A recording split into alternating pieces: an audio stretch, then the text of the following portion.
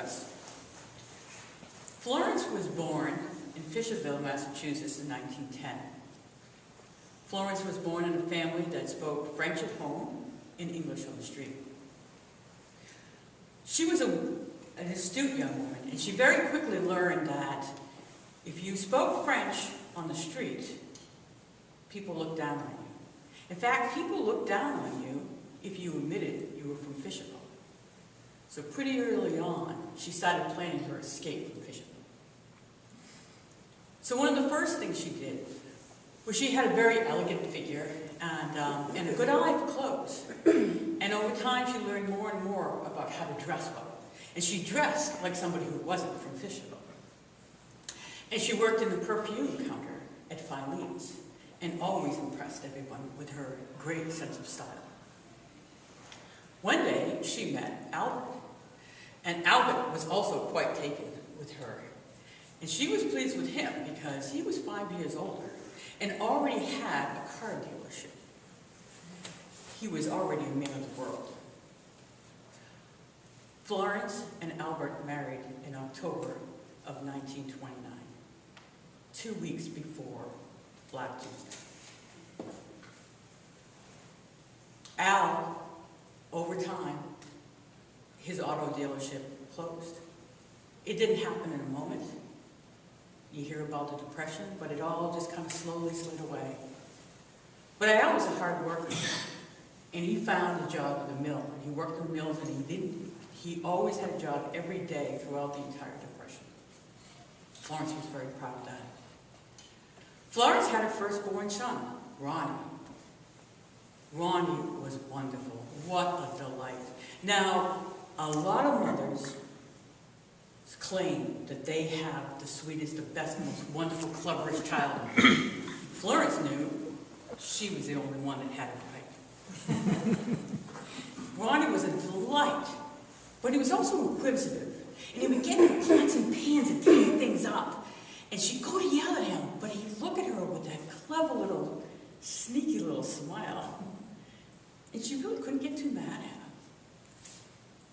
Over time, Ronnie grew up, and he was in school, he was in high school, and I don't want to say Ronnie was a bad boy, but he did skip a lot of school. I mean, you know, he'd say, Ma, hunting season, come on, Ma, it's a great day out, it's a nice day, I got a friend who's got a new dog, I had to go. And she understood, and besides, he befriended the superintendent of schools, who also had a funeral parlor. And as long as he worked as a pallbearer in the funeral parlor, he never got suspended. So Ronnie did okay. And this was great. Florence was like, I know my son's going to do well. He just needs the right woman to bring him up and to get him even further away from Fisherville. Ronnie went to a dance. He met a young woman, a wonderful young woman, clever, bright, actually wonderful, good taste too. Her name was Jeanette. She was from Fisherville. Al thought it was a big scream. He said, hey, the young fox got caught in the same trap as the old fox. Florence didn't think it was funny at all. She was horrified. It's the end. She had this all planned. He was to do better than her. And he's going back to where she was from. She was crushed. For the wedding, she planned the outfit perfectly to say elegance, beauty, and acceptance.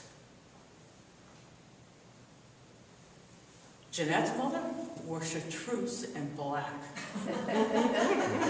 Oh, it was a disaster. It was a disaster right from the beginning. The children, they learned to speak French.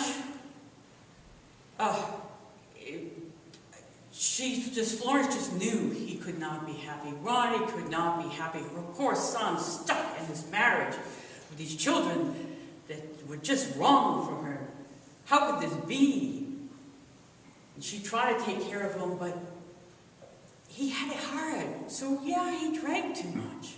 And yeah, sometimes the oldest boy came over looking a little bruised, but hey, he had a right to be angry. He had a right to be frustrated with his life as the way it was.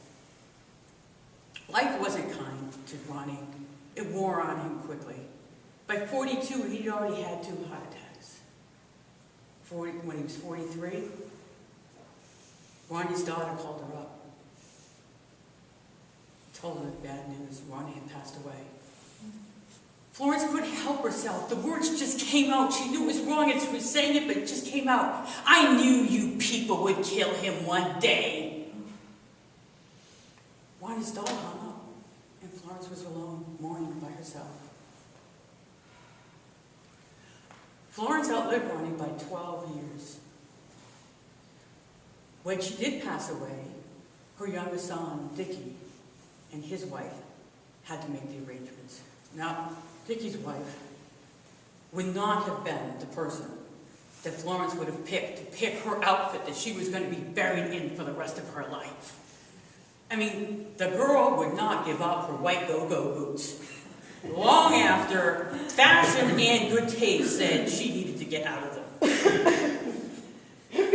But there was plenty of wonderful outfits in her wardrobe. She just needed to look. She couldn't go that bad, right? No. Oh my God. She looked at all those wonderful, elegant costumes and said, no, these aren't right. I'm going to buy her a nice new outfit.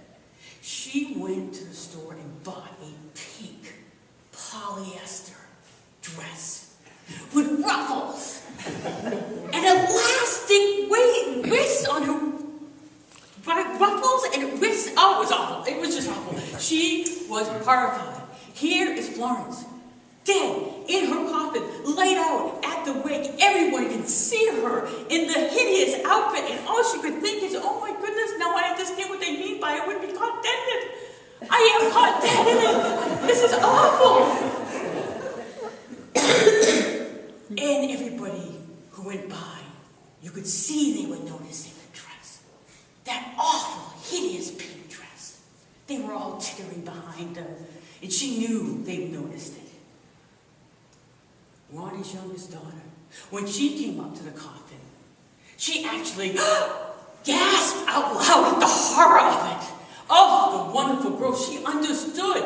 She realized how horrible, how absurd it was for this wonderful, incredible, elegant, classy woman to be wearing this hideous dress. Ronnie's daughter, her granddaughter, reached into the coffin and adjusted one of those wrists and said, looks good on you. And she gave her one of those crooked, smart smiles Ronnie gave and left.